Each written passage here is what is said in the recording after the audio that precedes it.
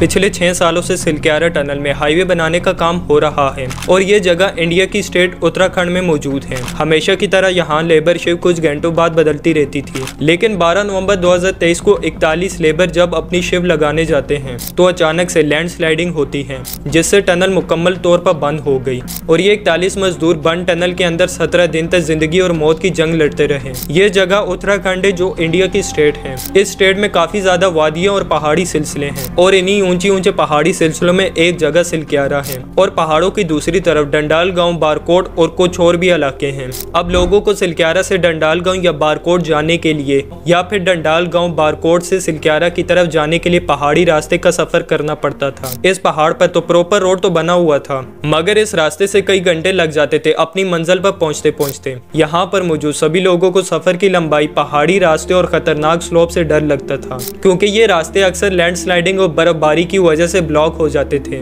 इसलिए सोचा गया कि इन पहाड़ों के अंदर से टनल बनाई जाए ताकि तमाम प्रॉब्लम्स को खत्म किया जाए और अप्रूवल के बाद 2019 में इस टनल पर काम स्टार्ट कर दिया गया। ये टनल दो मेन एरियाज को आपस में बाई डायरेक्शनल हाईवे के जरिए मिला देती थी, जिससे तकरीबन पहाड़ों का 40 घंटे का सफर सिर्फ और सिर्फ 10 मिनट का रह गया था, क्योंकि इस टनल का मकसद एक स्ट्रेट हाईवे बनाना था जिसका डिस्टेंस सिर्फ 4.5 किलोमीटर था। इस टनल की वजह से वहाँ के लोग बहुत खुश थे, क्योंकि इन्हें एक शॉर्ट और सेफ रास्ता मिल गया था। अब लोकल्स का टाइम भी बच जाता था और फेयर चार्जेस भी कम होते थे। लेकिन इन पॉजिटिव चीजों के अलावा कुछ प्रॉब्लम्स भी थी, क्योंकि टनल बनाना वो भी इतनी बुलंदी पर, ये कोई आसान काम नहीं था। करोड़ों अरबों का खर्चा और कई साल लग जाते हैं ऐसे प्रोजेक्ट को कंप्लीट करने में। अब पहाड़ों में टनल की खुदाई दो तरीकों से की जाती है। एक तरीका ड्रिल और ब्लास्ट मेथड है, जिसमें शॉर्ट ड्रिल करने के बाद एक्सप्लोसिव को लगा दिया जाता है और इसके ब्लास्ट होने से पत्थर टूट जाते हैं और रास्ता बना लिया जाता है। और दूसरा तरीका टनल बोरिंग मशीन है। इस मशीन से पत्थर के अंदर रोटेटिंग हेड से रास्ता बनाया जाता है। ये वाला तरीका काफी सेफ है, लेकिन ये मशीन काफी महंगी होती है। अब इस टनल पर काम जारी था और डेली बेसिस पर कुछ घंटों के वक्फे से लेबर शिफ्ट को बदल दी जाती थी। लेकिन 12 नवंबर 2023 को कुछ ऐसा हुआ जो कि हिस्ट्री में लिखा जाना था, जब सारे इंडिया में दिवाली की खुशियां मनाई जा रही थी। इसी दिन 41 लोग अपनी शिफ्ट पर काम करने के लिए इस टनल में दाखिल हुए।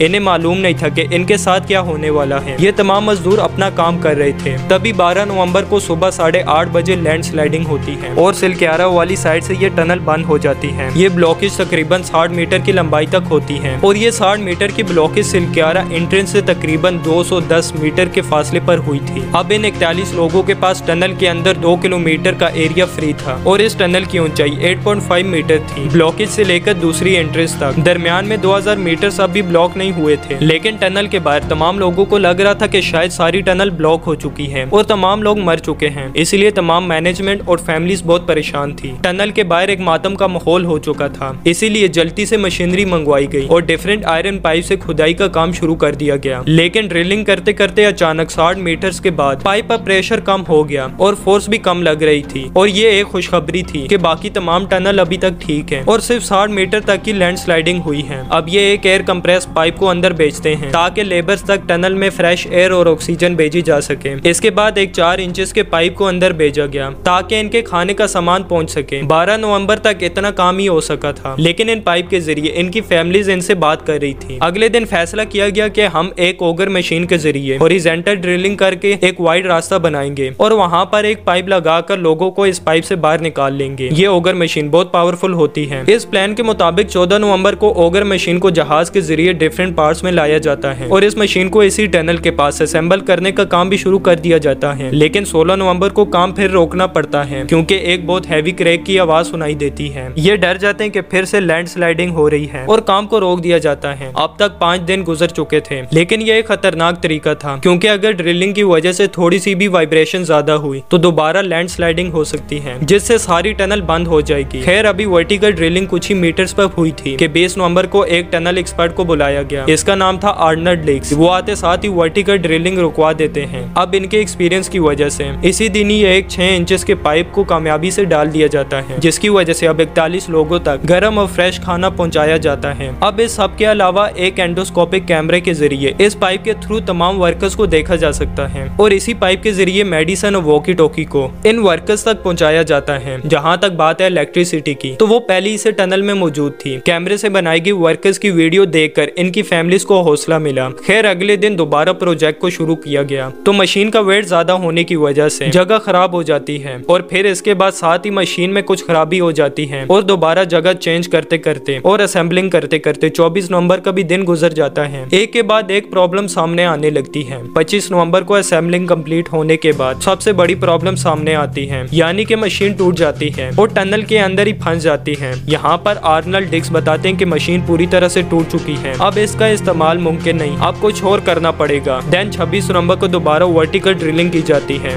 27 नवंबर को मशीन के अलावा मैनुअल ड्रिलिंग का भी काम शुरू किया जाता है, जिसमें रेट होल माइनिंग का इस्तेमाल किया जाता है। ये एक बहुत ही खतरनाक तरीका है जो कि पुराने वक्तों में कोल एक्सट्रैक्शन के लिए इस्तेमाल किया जाता था। वैसे तो इंडिया में रेट होल माइनिंग पर बैन लगाया हुआ है, लेकिन यही मेथड यहाँ पर काम आया। आखिरकार 12 रेट होल माइनर्स की मदद से 28 नवंबर की शाम तमाम लेबर्स को सेफली टनल से निकाल लिया जाता है और 17 दिन जिंदगी और मौत की कशमकश से आजाद होकर ये 41 मजदूर अपनी फैमिलीज के पास पहुंच जाते हैं। ये लैंडस्लाइडिंग क्यों हुई, अभी तक की इन्फॉर्मेशन के मुताबिक सबको एक नेचुरल डिजास्टर लग रहा है।